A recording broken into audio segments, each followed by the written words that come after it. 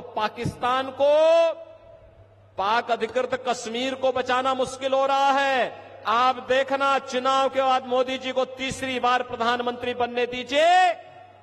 अगले 6 महीने के अंदर आप देखेंगे कि पाक अधिकृत कश्मीर भी भारत का हिस्सा हुआ। ये इसके लिए हिम्मत चाहिए होती है, हिम्मत, दम हो तभी ये काम हो सकता है।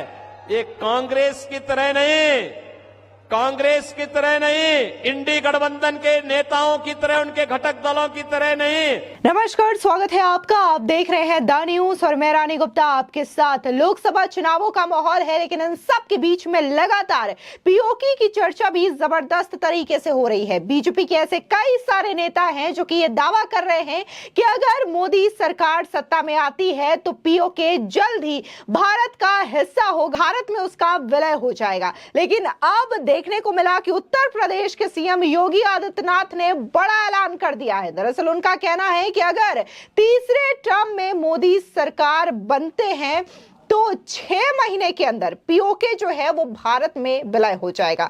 यह बयान काफी ज्यादा अहम माना जा रहा है, क्योंकि लगातार देश भर में लोकसभा चुनावों के बीच पीओके का मुद्दा छाया हुआ है। इतना ही नहीं, उन्होंने 7 सालों के कार्यकाल का जिक्र किया और यह कहा कि जब से आप प्रदेश में योगी की सरकार है, बीजेपी की डबल इंजन की सरकार है, तब तक वहां पर एक भी दंगा इन 7 सालों में नहीं हुए हैं।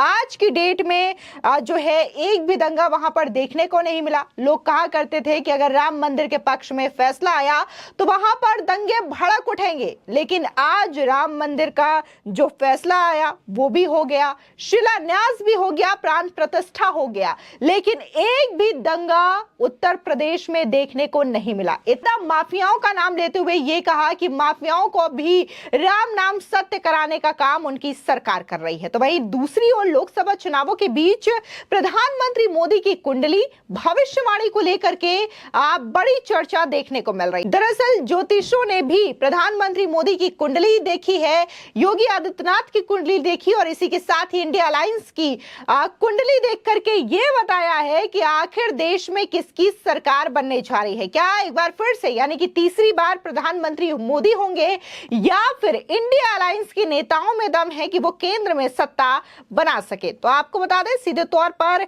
इन ज्योतिषचार्यों की ओर से बड़ी भविष्यवाणी की गई है और उनका कहना है कि बीजेपी एक बार फिर से पावर में आएगी। और वहीं उन्होंने सीएम योगी आदित्यनाथ को लेकर के भी बड़ी भविष्यवाणी की और यह कहा कि निश्चित तौर पर आने वाले समय में योगी आदित्यनाथ भी देश के प्रधानमंत्री होंगे।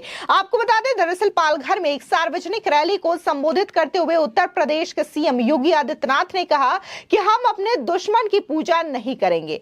अगर कोई हमारे लोगों को मारता है तो हम उनकी पूजा नहीं करेंगे, बल्कि उन्हें जवाब देंगे जिसके वे हकदार हैं। पाकिस्तान के लिए ऐसा करना मुश्किल हो गया है। पाकिस्तान के कब्जे वाले कश्मीर को बचाएं। पीएम मोदी तीसरी बार प्रधानमंत्री बनेंगे और 6 महीने के भीतर पीओके भारत का हिस्सा हो जाएगा। इसी के साथ ही उन्होंने जिस तरीके से ये बड़ा बयान दिया है, ये काफी ज्यादा बड़ा ऐलान माना जा रहा है। एक बार आप भी सुनिए कि आखिर किस तरीके से सीएम योगी आदित्यनाथ पीओके को लेकर के ये बयान दे रहे हैं। पाकिस्तान को पाक अधिकृत कश्मीर को बचाना मुश्किल हो रहा है। आप देखना, चुनाव के बाद मोदी जी को तीसरी बार प्रधानमंत्री बनने दीजिए। अगले 6 महीने के अंदर आप देखेंगे कि पाक अधिकृत कश्मीर भी भारत का हिस्सा हुआ। ये इसके लिए हिम्मत चाहिए होती है, हिम्मत, दम हो तभी ये काम हो सकता है। ये कांग्रेस की तरह नहीं, कांग्रेस की तरह नहीं, इंडी गठबंधन के नेताओं की तरह, उनके घटक दलों की तरह नहीं कि हम आतंकवाद पर कुछ नहीं कर सकते क्योंकि ये तो पाकिस्तान से, यही तो बोलते थे ये लोग। आज अगर वह कुछ करता है तो वो थोड़ी सी टेढ़ी नजरों से देखता क्या है कि इससे पहले कि वो भारत की तरफ नजरें टेढ़ी करे, उसकी नजरों को ही निकाल करके बाहर कर दिया जाता है। कहा जाता चुप, ये नहीं चलेगा।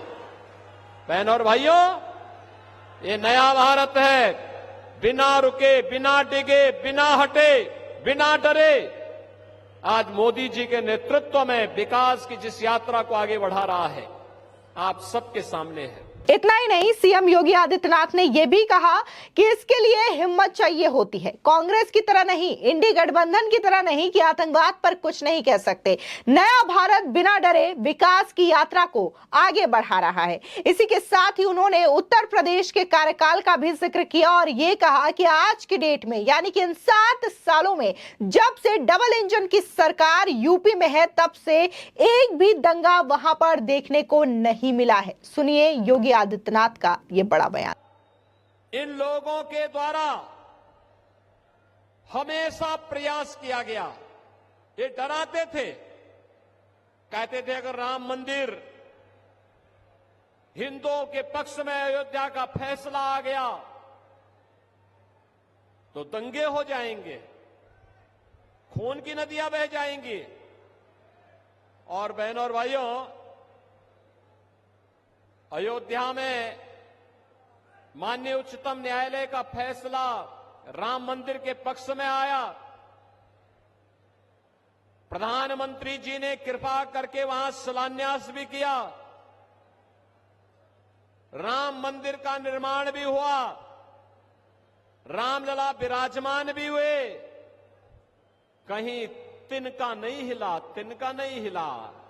दंगा तो बात बहुत दूर की है। और मैं इन इंडी गठबंधन वालों को भी कहना चाहता हूं, उत्तर प्रदेश में तो पिछले 7 वर्ष में कोई दंगा ही नहीं हुआ।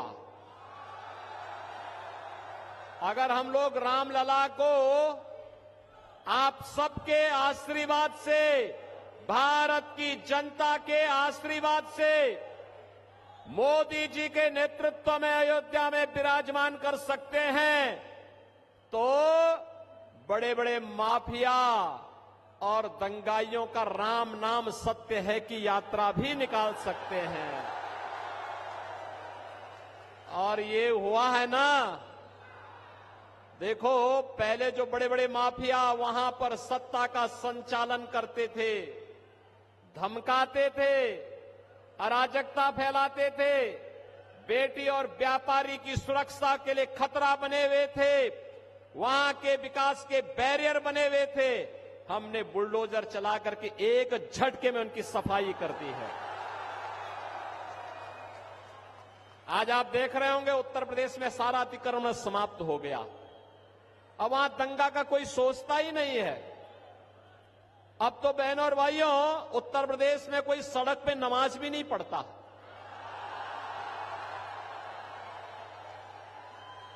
अब वहां मस्जिदों के भी माइक उतर गए। अगले 5 वर्ष में आप देखेंगे कि लोग भूल ही जाएंगे कि ये भी कोई चीज होती थी, कि चिल्लाहट होती थी, लोग परेशान होते थे, लोग भूल जाएंगे। आपको बता दें, यूं तो चुनाव हर 5 सालों बाद आता है, लेकिन हर बार की तरह इस बार भी चुनाव के रिजल्ट को लेकर लोगों में काफी जिज्ञासा है। जहां बीजेपी और एनडीए गठबंधन 400 पार का नारा दे रहा है, तो वहीं इंडिया अलायंस भी इस बार सरकार बनाने के दावे कर रही है। लेकिन ज्योतिषाचार्य विभोर इंदु सुद की माने तो इस बार चुनाव के रिजल्ट को लेकर काफी अनिश्चितता की स्थिति बनी हुई है।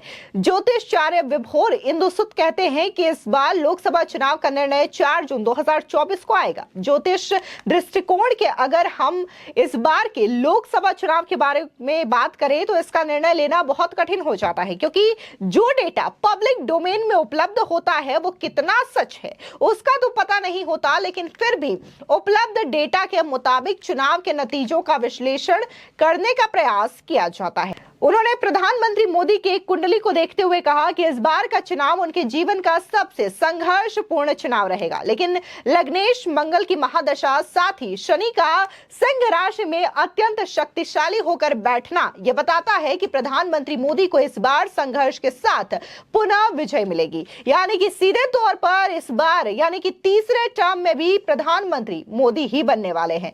जो बीजेपी का नारा है अब की बार 400 पार, वो शायद पूर्ण ना हो, लेकिन इन चुनावों में बीजेपी को प्रधानमंत्री के नेतृत्व में कुछ परंपरागत लोकसभा क्षेत्रों में हार का सामना करना पड़ सकता है, तो साथ ही कुछ गैर परंपरागत क्षेत्रों में नई सीट मिल सकती है। कुल मिलाकर के बीजेपी अपनी सहयोगी दलों के साथ केंद्र में वापस से सरकार बनाने जा रही है। अगर हम विपक्ष को देखें तो मुख्य प्रतिद्वंदी पार्टी कांग्रेस है, जिसके अध्यक्ष भले ही मल्लिकार्जुन खड़गे हो, लेकिन पार्टी की पहचान मुख्य रूप से राहुल गांधी से ही है। अगर राहुल गांधी की जन्म पत्रिका को देखें तो उनका मकर लग्न व वृश्चिक राशि है। उनकी जन्म पत्रिका में मंगल की महादशा में राहु की अंतर्दशा चल रही है। राहुल गांधी की जन्म पत्रिका में कुछ शक्तिशाली राजयोग हैं, जिसके कारण देश के एक शक्तिशाली परिवार में वो पैदा हुए हैं। शुक्र केंद्र में बैठकर विलासितापूर्ण जीवन दिखाता है, परंतु वर्तमान दशा के मुताबिक राहुल गांधी के नेतृत्व में कांग्रेस वापसी नहीं कर पाएगी। हालांकि कुछ नए क्षेत्रों में कांग्रेस को लाभ मिल सकता है, परंतु फिर भी कांग्रेस अपने सहयोगी दलों के साथ सरकार बनाने की स्थिति में नहीं रहने वाली।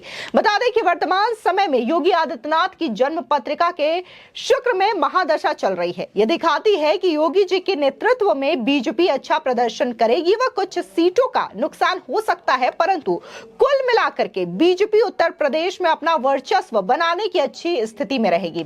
अगर योगी जी की जन्म पत्रिका को देखें तो आने वाले समय में यानी कि सन 2027 के बाद वह निश्चित तौर पर देश के वो प्रधानमंत्री बनेंगे। अगर सीटों के गणित की बात की जाए तो पक्ष विपक्ष में कई जन्म पत्रिका होने के कारण निर्णय लेना आसान नहीं है, लेकिन एक आंकलन के मुताबिक बीजेपी 300 से 320 के बीच में सीट प्राप्त कर सकती है। तो यहाँ पर ज्योतिष के मुताबिक अगर बात की जाए तो तीसरे टर्म में बीजेपी की सरकार बनती हुई नजर आ रही है और प्रधानमंत्री के रूप में नरेंद्र मोदी का नाम सामने आ रहा है और कहा जा रहा है कि पीएम मोदी एक बार फिर से प्रधानमंत्री के तौर पर शपथ ग्रहण कर सकते हैं। लेकिन जिस तरीके से 400 पार का नारा जो दिया जा रहा है एनडीए की ओर से, बीजेपी की ओर से, इसको साबित करना थोड़ा सा मुश्किल हो जाता है। भले ही सीटों की संख्या उतनी ना हो, लेकिन यह बात जरूर पक्की है कि केंद्र में सरकार मोदी की बनती हुई नजर आ रही है। फिलहाल इस पूरे मामले को लेकर के आपकी क्या राय है, हमारे कमेंट सेक्शन में जरूर बताएं।